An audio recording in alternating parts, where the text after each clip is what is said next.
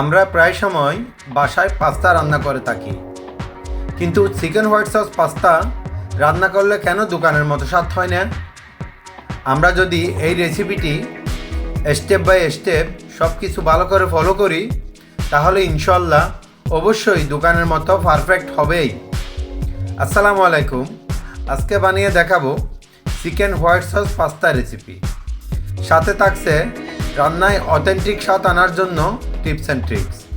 আমরা আছি আপনাদের সাথে। একটা রিকোয়েস্ট থাকবে, আমাদের ভিডিওটি যদি ভালো লাগে লাইক কমেন্ট শেয়ার করে দিবেন এবং চ্যানেলটি সাবস্ক্রাইব করে পাশে থাকা বেল আইকনটি বাজিয়ে দিবেন। তাহলে চলুন শুরু করি।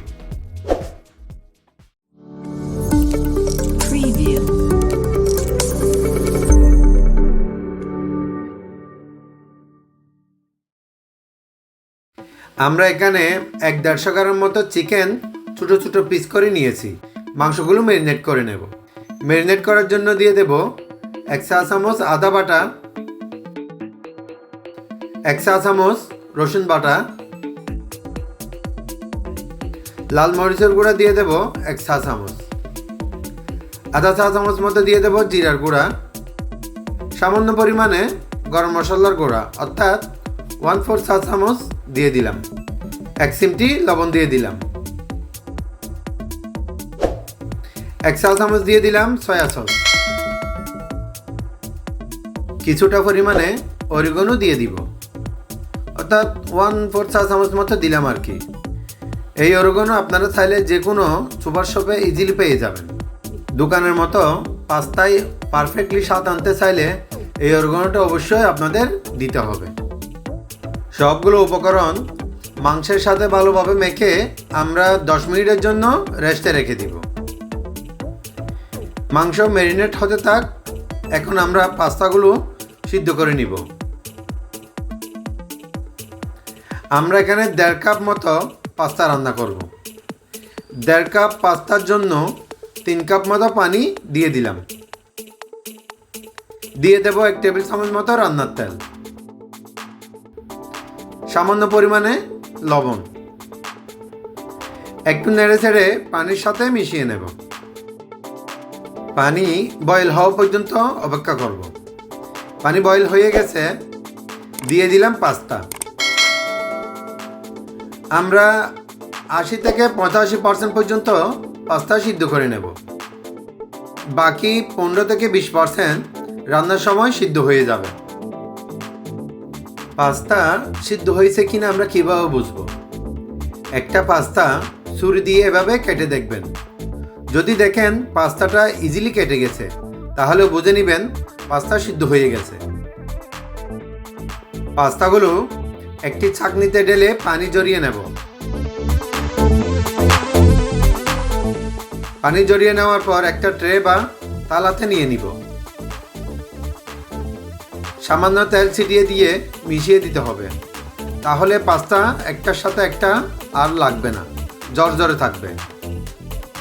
পাস্তা ঠান্ডা করার জন্য কোনো অবস্থায় নর্মাল বা ঠান্ডা পানি ইউজ করা যাবে না, তাহলে পাস্তার টেস্ট সম্পূর্ণ নষ্ট হয়ে যাবে। এখন চলে যাব চিকেন রান্না করতে। চুলায় একটি ফ্রাই প্যান বসিয়ে দিলাম। দিয়ে দেব 3 টেবিল চামচ মতো রান্নার তেল। তেল কিছুটা গরম হয়ে আসলে আমরা ম্যারিনেট করা মাংসগুলো দিয়ে দেব। আমরা এখানে কোনো প্রকার এক্সট্রা পানি ব্যবহার করব না। মাংস থেকে যা পানি বের হয় তা দিয়ে আমরা মাংসগুলো ভালোভাবে কুক করে নিব। মাংস পারফেক্টলি কুক হয়ে গেলে একটা প্লেটে উঠিয়ে নেব।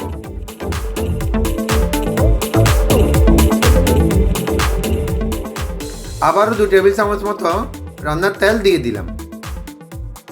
দিয়ে দিলাম 3-4 কোয়া রসুন কুচি। রসুন কুচিগুলো ভেজে নিব, হালকা কিছুটা ব্রাউন করে ভেজে নেব আর কি। এবার দিয়ে দেব আধা কাপ মতো পেঁয়াজ কুচি। পেঁয়াজ আমরা একদম কুচি করে কাটি নাই, কিউব করে কেটে নিয়েছি। পেঁয়াজগুলো অতিরিক্ত ভাজতে যাব না, কিছুটা নরম করে ভেজে নিলেই হবে। পেঁয়াজ নরম হয়ে আসলে আমরা রান্না করা মাংসগুলো দিয়ে দেব। মাংসগুলো দিয়েই একটু নেড়ে চেড়ে মিশিয়ে নিয়ে উঠিয়ে নেব। এখন চলে যাব পাস্তা রান্নায়। রান্না করার জন্য একটা কড়াই বসিয়ে দিলাম। দিয়ে দিলাম 2 টেবিল চামচ মতো ঘি।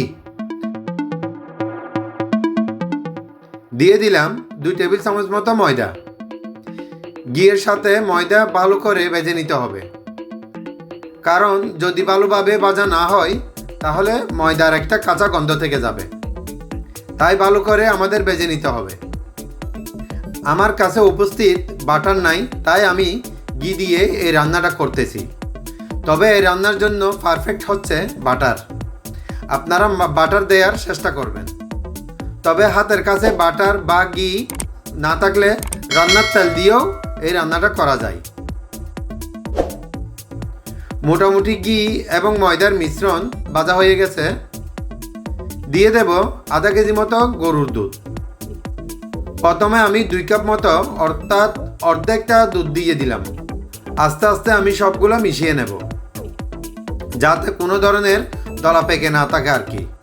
দুধগুলো আমরা জাল দিয়ে নিয়েছি। আমরা এখানে গরুর দুধ নিয়েছি। আপনারা চাইলে 5 টেবিল চামচ মতো পাউডার দুধ গুলিয়ে দিতে পারেন। আবারও 1 কাপ মতো অর্থাৎ বাকি দুধগুলো দিয়ে দিলাম। দুধগুলো ভালো করে মিশিয়ে নিলাম।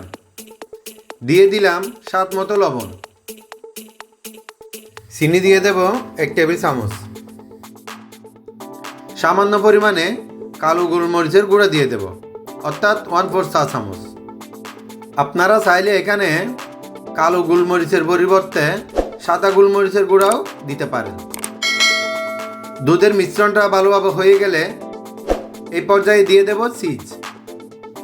আমরা এখানে মোজারেলা চিজ ব্যবহার করেছি। আপনারা চাইলে যে কোনো ধরনের চিজ দিতে পারেন।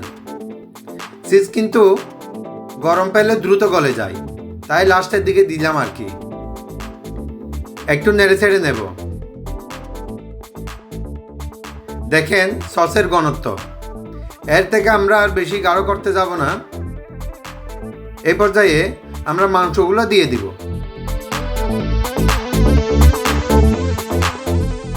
মাংসগুলো দিয়ে নেড়ে ছেড়ে মিশিয়ে নিব। মেশানো হয়ে গেলে পাস্তাগুলো ঢেলে দেব। পাস্তা দিয়ে আমরা আর বেশিক্ষণ কুক করব না। আর বেশি কুক করার প্রয়োজন নাই। 2-3 মিনিট মতো লো হিটে এভাবে রাখলেই আমাদের পাস্তাগুলো পারফেক্টলি হয়ে যাবে। এই পর্যায়ে সামান্য অরিগানো আমরা উপরে ছিটিয়ে দিলাম। দিয়ে দিলাম সামান্য চিলি ফ্লেক্স। হয়ে গেছে আমাদের হোটেল স্টাইলে হোয়াইট সস পাস্তা রেসিপি।